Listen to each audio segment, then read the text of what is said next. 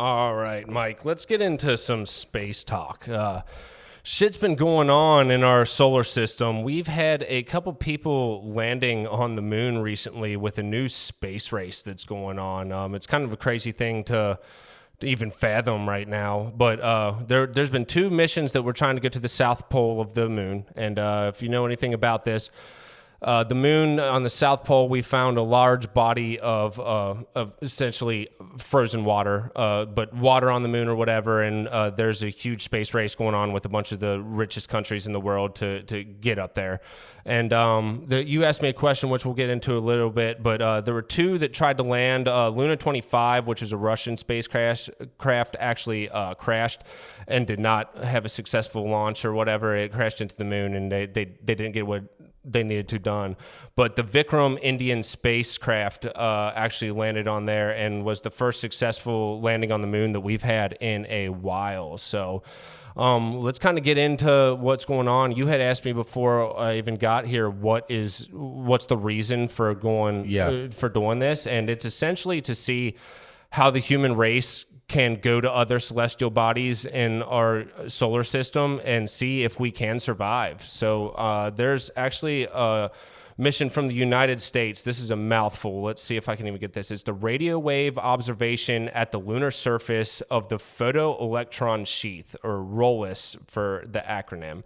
And that's basically a project that the United States is going to go, and they're going to drop unmanned spacecraft, and they're going to drop payloads up there to essentially start building a colony on the moon and see what we can do up there, see how we survive or whatever. There's a lot of question marks that come with it. And there's a lot of people who have been questioning, there's always the moon landing conspiracies and stuff like that. And the fact that Russia had a failed mission just proves that how difficult it is to get there. Right. So a lot of question marks that we got going on there. Oh, for sure. Yeah. I mean, were they going to put a Walmart and McDonald's up there or something? No, probably a couple space hotels or something. Maybe have a couple people what's the word for it? Pedestrian people go up and live there. Just they'll start with like scientists or whatever, but most of it's going to be unmanned to just get the stuff up there. And I think they'll even use like drones to start building the colony or whatever. But yeah, it's exciting stuff. I'm a huge space nerd, so it's very exciting to me. I don't know if you're really into that type of stuff. Well, I mean, everything has a reason for what's taking place. So to me, that's why I asked, like, what's the reasoning? What's the motive behind this? So that does definitely interest me. Yeah. For sure. But what is ultimately how many people are going to want to go and just live on the, where are you going on vacation? South Pole of the moon. Well, there's, you know what I mean? Like I thought when they said South Pole initially, I'm like, dude, Santa Claus is trying to figure out right now where his route's going to be in like 5 months. Yeah. How are we getting to the moon for all He's very busy. Well, I doubt there's going to be many kids up there until, especially with, the muscular dystrophy and stuff that's caused by 0G and stuff, which is something that they want to probably try and work out with these missions or whatever. But it's going to be mostly scientists that go up there. And, Elon Musk, who's doing Mars missions, trying to do that and stuff like that, he's came out and said, he's like, these are probably suicide missions for the people. That's what I'm saying. So it's not a vacation. These people have trained their whole lives for it. They're space nerds that want to be at the forefront of this technology, and they've got the passion so much so that they're willing to risk it all to gather information. Now, frontiersmen. What if they're successful and find that it's there's places like of the South Pole of the moon that can be they could have actually a colony or build structure of some sort to house or whatever people even from the United States or from Earth here. Okay.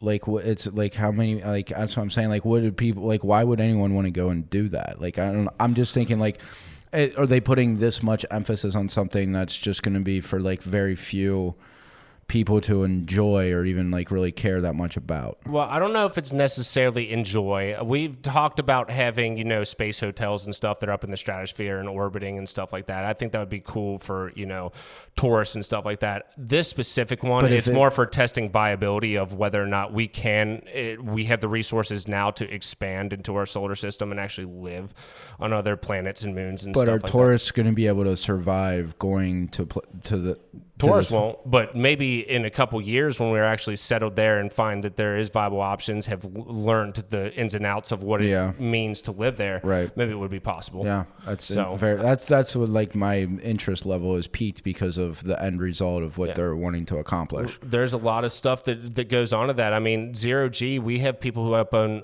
the stratosphere and the International Space Station, they have to go launch up, and they're only allowed to be there for a couple months because when you're in 0G, your body the muscular dystrophy, your muscles like start to fail or whatever. Right. So they have to have intermittent times up there where they can come back, and on Earth where they can come back and work their muscles back up so that they can even survive up there. That's wild. And then it starts getting to the point where like if the largest thing that we could like Mars, which is very similar to Earth. In a way, it has like half the gravity that I think that we do. And like when you're talking about multiple month transitions from getting there and back, I don't know if that would necessarily be a thing. So the moon is a good test site to see how we react to 0G and stuff like that. And, it might even get to the point where like people have babies on the moon or some stuff like that. Wild. And how do babies grow up and will it affect that and stuff like that. Where were you born? On the moon, on the South Pole of the moon. Yeah. I mean, I wonder how much the hotel will be per night. A lot. A lot. Right. I mean, if they're charging like, $4,000 to $5,000 for this Creed cruise, I would imagine a hotel night on the moon would be pretty expensive. Pretty damn expensive. But yeah, it just all comes down to what we're doing to see if we can venture out and expanding. If we'll do, because eventually we are getting to a point you can have your opinions on climate change and what we are doing to our world and stuff like that. I'm a firm believer that we have a negative effect on Earth and stuff like that. Eventually, we will have an effect that makes it inhabitable. And if you go really, really long term, eventually the Earth or the sun will go supernova and expand, and it will end up engulfing the Earth. So if we were to live millions of years as a species or whatever, we need to find a way to go to other places because to expand everything in the universe is limited. Everything dies eventually. So yeah, that's where we're kind of out with it. I mean, honestly, in a way, that would be, a resource for one to take in in millions of whatever, like you said, in a million years from now, if we're still on this planet, or if this planet is even still standing, whatever, like that would be, it's good to start, I guess, research for something like that. For whether or not it'll affect us in our lifespan, probably who not. Knows, to a degree that it could, hundreds of years from now. I'm a believer that we should try to do things for our ancestors and stuff like that. Try to make a better world. You mean for for our future? Yeah, just for the human our species. ancestors is prior futures, obviously. I mean, I think that's true. It's just a matter of the thing is too, we got to have those who are willing, even generations behind us. Behind us, what do you mean? Meaning those that are going to be on this planet in 100 years are going to have to be willing to want to actually see that through.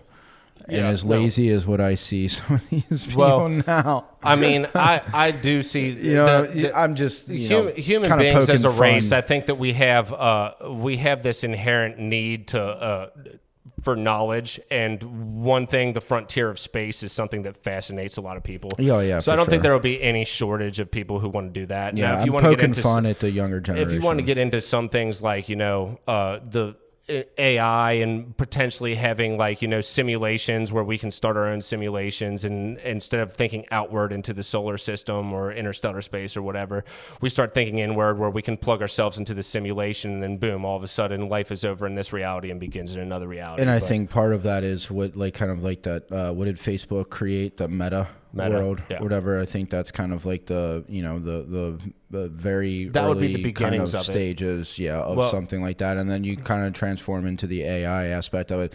But what I don't think people realize is that AI is going to take up over a lot of employment opportunities for humans. And we need to figure that out. But AI doesn't necessarily go into the whole simulation thing. It might. No, I'm just saying, but technology that is so advanced like that is going to take over the ability for companies to, they're going to look, well, I'm going to be able to save money here and have this taken care of for me versus hiring an actual human being. I'm just going to go this route. Yeah, and maybe that's a race in and of itself. Like, because like you said, we have Meta, we have people trying to do that thing, and we have people trying to, like Elon Musk, trying to venture to Mars and other celestial bodies and stuff like that. So where do we start diverting our attention to in the long run? And then at that point, where does it stop? Like, where does it go from there? I feel like I feel like a lot of this is like the beginning of the book of Revelation in the Bible. I'm not, regardless of one's seen or not seen, read that, book of the Bible, but man, it's a lot of things that are seemingly going towards that. That a lot of way, things are coming to fruition. That are like looking like the beginnings of things that are been spoken to. All I'll say about that is, we have like a lot of people say Nostradamus has predicted a lot of things that have happened, but I think that if you are an intelligent person in a considered ancient civilization that has a little bit more insight, you can see things that are coming in the future. And it's just, Nostradamus was very vague in a lot of his predictions, and a lot of people have a different understanding of what he actually meant there. So some people are like, it's not necessarily, he didn't necessarily predict that. Other people are like, no, he got that to a T. Right. Know what I mean? Right. So it'll be interesting to see where that takes off too. I mean, just the beginning of the, just the conception of the moon race and where that, like, it'll be interesting to see where 5, 10 years, 20 years from now, whatever, how that. Yeah. And it's weird now because we had the original race to the moon back in the 60s with the Soviet Union and the United States. Right. Now it's a lot more broad in the sense that, China, United States, India, who is, I think, just recently became the second biggest economy in the entire world. They're the first ones to get to the South Pole and stuff like that. So the article that I was reading before said a lot about, now we have these economies that it's a lot more viable for them to actually do this mission, whereas back then it wasn't necessarily. Because they didn't have the advancement that we have now, and not we just in America, but everywhere in the world they have with technology and everything now is far advanced. And depending on how we share information, that might be able to unite a little bit more. I know that the International Space Station and stuff like that, like it kind of operates outside of the realm of national governments or whatever. Like they've got Russian people up there. They've got United States, China, like they all work together for this kind of neutral advancement of civilization, even though down here they're at like these proxy wars. Right, which is so funny because it's like if you can do that and organize and get along and do things for the advancement of the people here as a whole, as a world organization of some sort, like you said, why couldn't we just do this in anything else that we do? With everything else that we do. I don't know, man. Because this is the smaller aspect of it, in my opinion. If they're doing what they're doing, that's far advanced of anything that we know, and we still can't. We get along as like little freaking fifth graders. Yeah, it might just have something to do with we know a lot more on Earth where we're at, and when it comes to that, like expanding outward, we know so little about it that every bit of information that we can accept from other places is just so valuable. Well, for that's sure. Why it works. But at the same time, they're still doing that for the advancement of each other and for everyone. Why can't we do it here? I don't know, man. That's a good question. Answer it in the comments. Yeah, absolutely. Like, subscribe, comment. Do it all. Tell us how great we look, how awesome this podcast is. You look amazing, brother.